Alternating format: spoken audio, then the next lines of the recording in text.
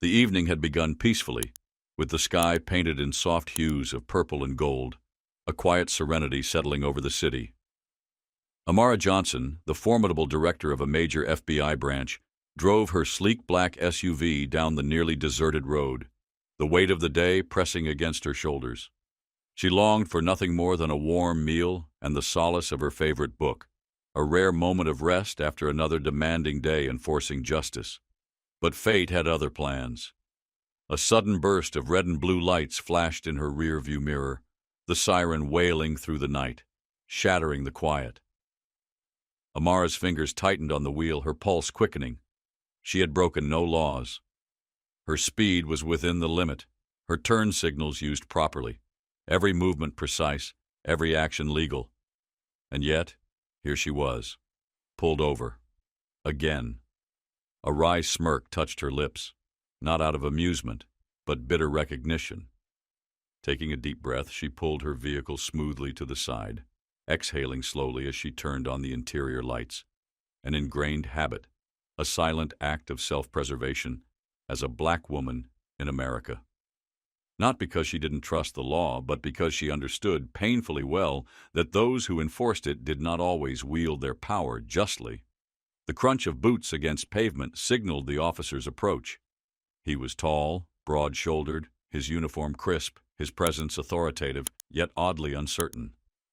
Suspicion gleamed in his pale blue eyes as he knocked sharply on her window. Amara rolled it down with deliberate calm, keeping her posture poised, her expression unreadable. "Good evening, officer. How may I assist you?" she asked, her voice smooth but firm. The officer, Daniel Carter, squinted at her, studying her as if he were trying to fit her into some predetermined narrative. "License and registration," he said flatly, his tone void of courtesy. Amara tilted her head slightly. "Is there a reason you pulled me over?" she asked, her voice even, unwavering. Daniel shrugged, the movement dismissive. "You looked suspicious." A muscle in Amara's jaw tightened. Suspicious. That word, so carelessly thrown around, so often weaponized. She met his gaze, unflinching. "Suspicious," she repeated, her voice edged with restrained incredulity. "Could you clarify? Because looking suspicious is not a lawful reason for a traffic stop." His patience snapped like a brittle twig. "Are you going to argue with me?" he snapped, stepping closer. "Don't make this difficult. Just hand over the papers." Slowly, Amara reached into her document holder, retrieving her license and registration. But she did not hand them over. Not yet. "I am well aware of the law, Officer Carter," she said, her voice controlled, her grip firm around the documents.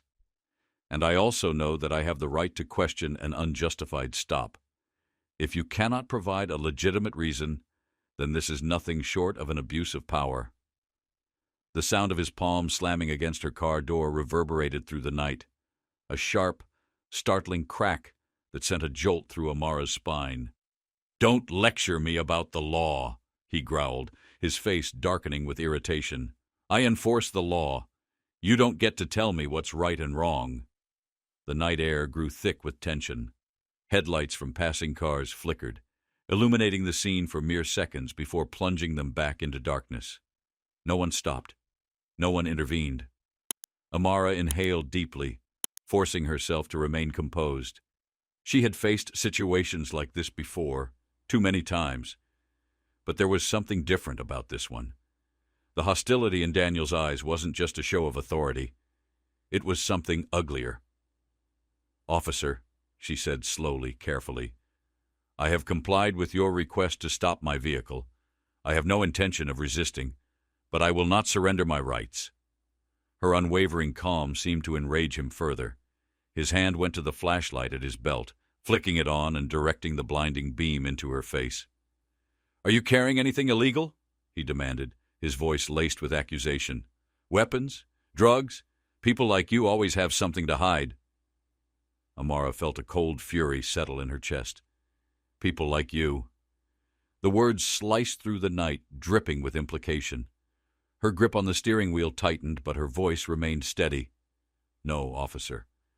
And I would advise you to refrain from making baseless assumptions." His upper lip curled in a sneer. "I don't need a reason to doubt you," he said, his voice dangerously low. "And I don't need to respect you either. All I need to do is my job.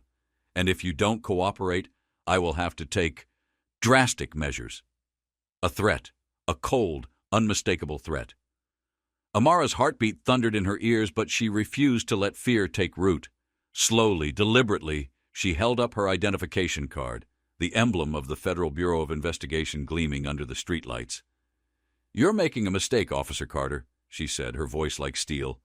His eyes flickered to the badge, and then, as realization dawned, his face twisted into something between shock and anger. He had just threatened not only an innocent woman, but one of the highest-ranking law enforcement officials in the country. For a long, tense moment, silence hung between them. Then, without another word, he snatched the documents from her hand, barely glancing at them before tossing them back onto her lap. "Get out of here," he muttered, his jaw clenched. Amara didn't move immediately. Instead, she held his gaze for a fraction longer, ensuring he understood exactly what had just transpired, that she had seen him, that she would remember. Then, with practiced ease, she reached for the window control, rolling it up without another word. The engine purred to life, and as she pulled back onto the road, she exhaled the breath she hadn't realized she was holding. The night pressed against the windows of her SUV, but inside she remained resolute. This wasn't just about her. It never had been. It was about every person who had been forced into silence, every name that had been reduced to a headline, every life stolen by unchecked power. Tonight she had walked away, but tomorrow the fight for justice would continue, and she would be ready. "Officer," Amara said, her voice unwavering, her resolve unshaken despite the looming threat before her. "I am more than willing to cooperate, but only if you follow due process. I will not be coerced into surrendering my rights." The air between them crackled with unspoken hostility. She could see it in his rigid stance, the barely concealed contempt in his gaze. This was no routine traffic stop. This was a confrontation that would stretch beyond this night, a moment that would define not just her, but the justice system she had dedicated her entire life to upholding. Amara's fingers curled around the steering wheel, her grip firm, steady. She had trained countless agents in high-pressure scenarios, had stood in courtrooms and boardrooms where decisions shaped the future of law enforcement.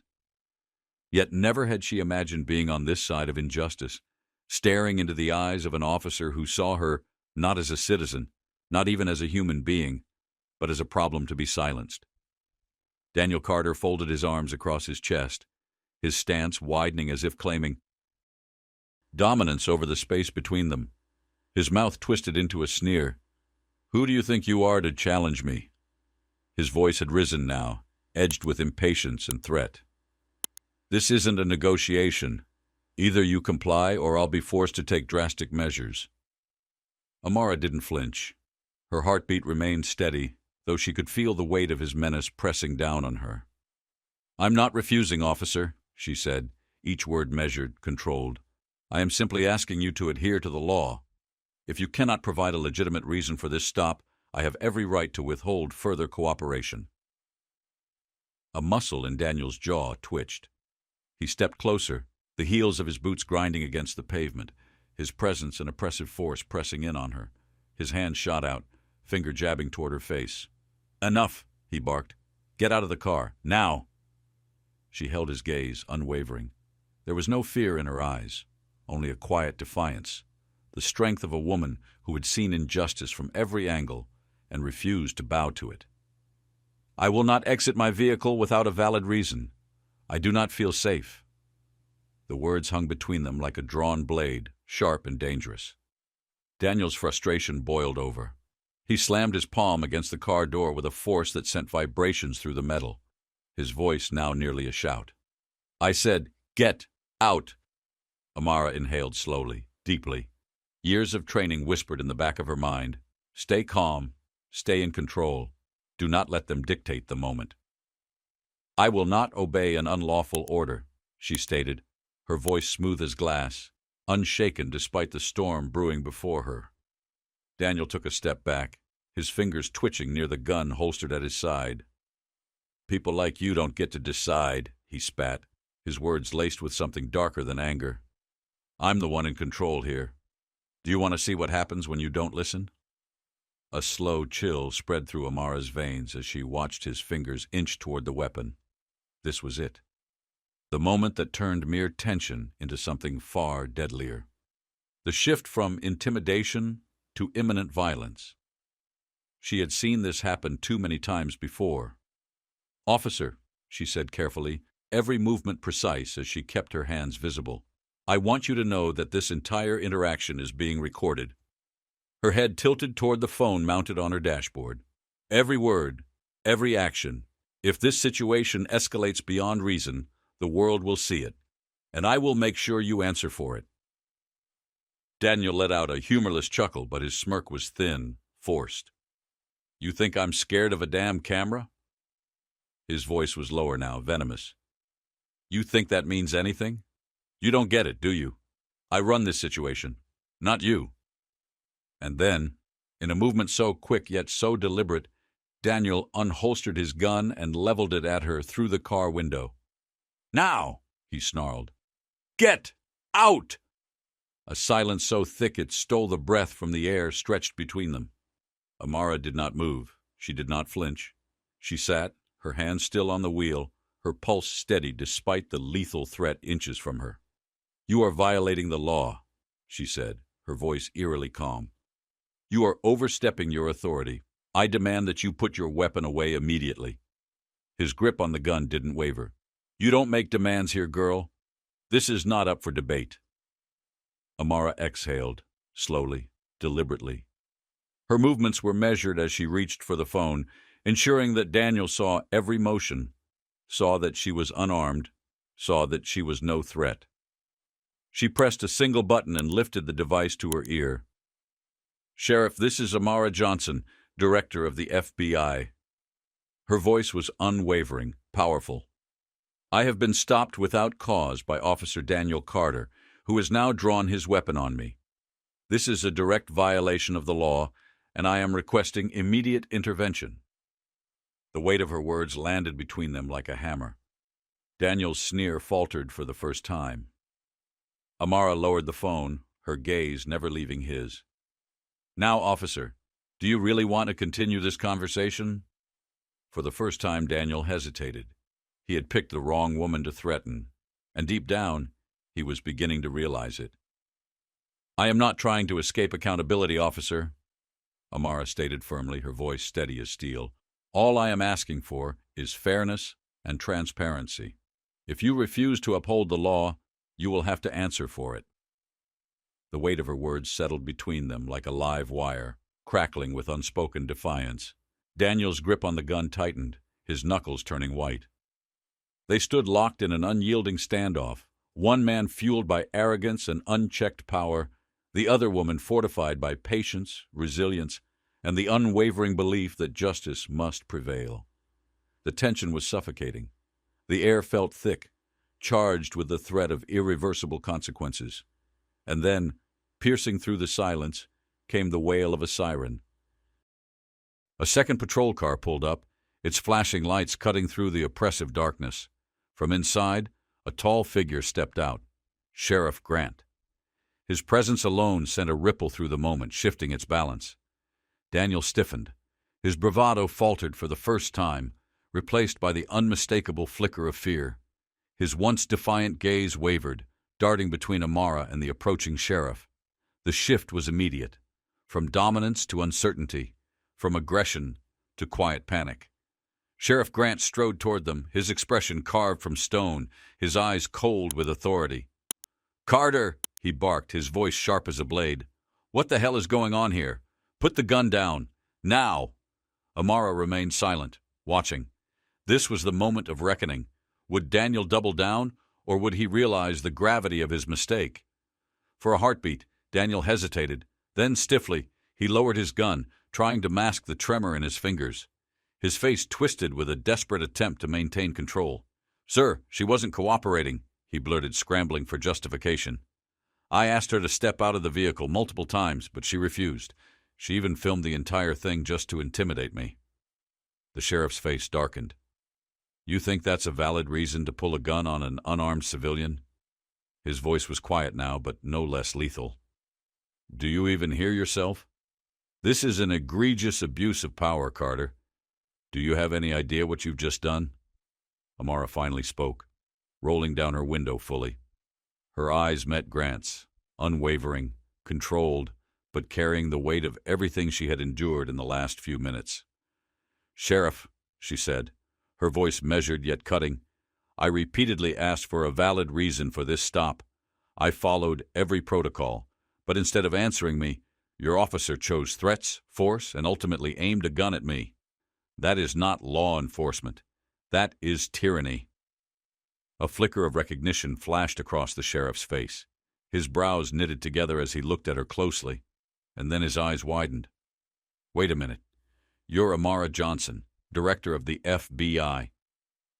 The shift in his demeanor was instant, his expression one of disbelief, then dawning horror. Amara nodded once, slowly. Yes, sir, and I was simply driving home when I was stopped without cause. I have no doubt that if I were someone else, this situation might have escalated into something far worse. Grant turned back to Daniel, his face now unreadable. Carter, did you even bother to check who you were dealing with? Daniel's pale face grew even paler. He opened his mouth, then closed it again, scrambling for an excuse. I didn't know, sir. She didn't show any proper identification. I was just following procedure. Grant let out a slow, heavy breath, his disappointment almost palpable. Procedure, he repeated, his voice laced with controlled fury. Tell me, Carter, what procedure allows you to pull a gun on an unarmed woman? What protocol justifies intimidation, threats, and racial profiling? Daniel had no answer. His jaw tightened, his fists clenching at his sides, but he didn't speak. The bravado that had filled him minutes ago had drained away, leaving only hollow defiance and fear. Amara's tone sharpened. Sheriff, I have the entire encounter recorded. Every word, every action, documented. I'm not simply demanding an apology. I am demanding a full and thorough investigation into this man's conduct. Grant turned to her, his expression grim. He knew this was bigger than just a reckless officer overstepping his bounds. This was a scandal waiting to explode. If word got out that a small-town cop had pulled a gun on the director of the FBI without cause, it would set off a firestorm of consequences that reached far beyond this roadside confrontation. With a sigh of finality, he reached out his hand. Carter, your weapon. Now. Daniel stood frozen for a beat too long before finally, stiffly, unstrapping his holster. With a clenched jaw, he handed his gun to the sheriff, his expression carved from barely contained resentment. Grant examined the firearm for a moment, then tucked it into his belt before turning back to Amara. Miss Johnson, would you mind stepping out of the vehicle? His voice was calmer now, measured, almost placating. I assure you I will handle this personally. Amara took one last steady breath before opening her door and stepping onto the pavement. She stood tall, her gaze locked onto Daniel's, unyielding. All I want, she said, her voice cool and razor-sharp, is justice. Not because of who I am, but because this could have been anyone, and no one deserves to be treated this way. Grant nodded solemnly, the weight of her words settling over him like a burden he could not ignore. He gestured toward his officers. Take him in, he ordered. Two uniformed officers approached, gripping Daniel by the arms as they began escorting him away. Daniel stiffened, his mouth twisting as though he wanted to protest, but he knew there was no way out. He muttered something under his breath, his eyes flickering with a mixture of anger and fear. Amara watched as they led him toward the squad car. A familiar ache settled in her chest, not just anger but exhaustion. She had spent years fighting against the abuses within the system, advocating for justice, trying to fix what felt irreparably broken. Yet tonight, she had become the very victim she had fought for. As she turned back to Grant, she spoke one last time. I trust you will take this seriously, Sheriff. Not because of my title, but because this should never happen to anyone. Ever. Grant exhaled, his face lined with regret. "You have my word, Miss Johnson. This won't be swept under the rug." Amara gave him one final nod before stepping away. As she walked toward her car, she felt the exhaustion seep into her bones. But beneath it, there was something else. A quiet, unshakable sense of resolve. Tonight had proven that the fight was far from over, but as long as she had breath, she would not stop demanding justice, not for herself, not just for tonight, but for everyone who had ever been silenced. Amara had done the right thing, not just for herself, but for every person who had ever been powerless in the face of injustice. She refused to remain silent, not when so many had suffered under the weight of unchecked authority. Behind her, Daniel Carter was led away in handcuffs, his once confident stride now reduced to hesitant steps. The other officers stood by, their expressions heavy with unspoken thoughts. This wasn't just a lesson for Daniel, it was a stark reminder to the entire police force that power came with responsibility, and those who abused it would be held accountable. Though the immediate crisis had been contained, the ripple effects of that night would be felt long after. By the following morning, Chief Grant wasted no time initiating a full-scale internal investigation. Daniel Carter was placed in detention and subjected to an extensive inquiry about his actions. But it didn't stop there. The Police Oversight Board, along with several civil rights organizations, also got involved. The weight of scrutiny bore down on the entire department. Amara didn't just submit the video as evidence. She took it a step further. She compiled a comprehensive report detailing not only the threats and mistreatment she endured, but also highlighting the systemic issues that allowed officers like Daniel to operate without fear of consequence. And when the time came, she didn't just let the legal system handle it in silence. She made sure the world knew. At a press conference, standing before a sea of cameras and journalists, she spoke with unwavering conviction. "This is not just about me. This is not just about an FBI director who was wrongfully targeted.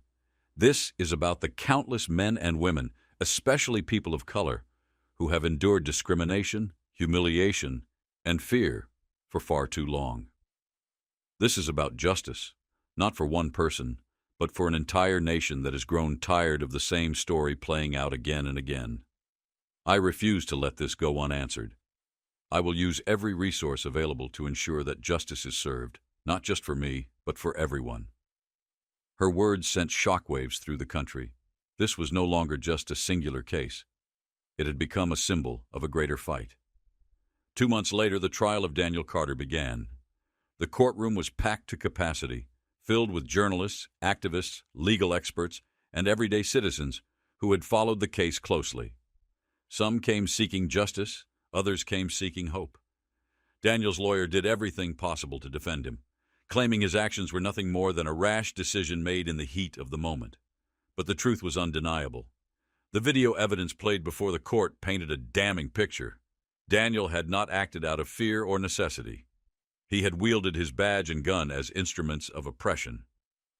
When Amara was called to the witness stand, she walked up with the same strength that had carried her through that fateful night. She recounted everything: how she had been stopped without cause, how her reasonable questions were met with hostility, and how, in the end, a gun had been pointed at her, not because she posed a threat, but because she dared to demand fairness. Her voice was steady, her words precise. This isn't just about one man abusing his power. This is about a system that allows abuse to go unchecked. If we continue to turn a blind eye, if we allow fear to dictate our silence, then the very system meant to uphold justice will become the very thing that destroys it. For days, the jury deliberated. The country held its breath. And then the verdict was read. Daniel Carter was found guilty of abuse of power, racial discrimination, endangering a civilian's life, and violating the ethical principles of law enforcement. His sentence, 4 years in prison. As the judge delivered the final ruling, Daniel sat motionless, his head bowed in silence. Whatever fight had been left in him had long since faded. The moment the verdict was announced, the courtroom erupted, not in chaos, but in applause. For so many, this was not just a legal victory, It was a turning point, a moment in history where justice had not been denied, delayed, or dismissed. But the true impact of this case extended far beyond a single man's conviction. It became a wake-up call for the entire nation. Police departments across the country took notice. Large-scale seminars and training programs on anti-racism, ethical policing, and accountability were launched. Departments were forced to confront the difficult questions they had long avoided. And at the heart of it all, Amara remained relentless. She did not stop at a press conference or a courtroom victory. She took this opportunity to push for real reform. Meeting with lawmakers, community leaders, and activists, she worked tirelessly to draft policies aimed at ensuring that no one, no officer, no authority figure, could ever misuse their power without facing consequences. At another press conference following the trial, she stood before the public once more, her voice just as determined as before. This is not about revenge. This is about responsibility. Those who take an oath to protect and serve must be held to the highest standard, not the lowest.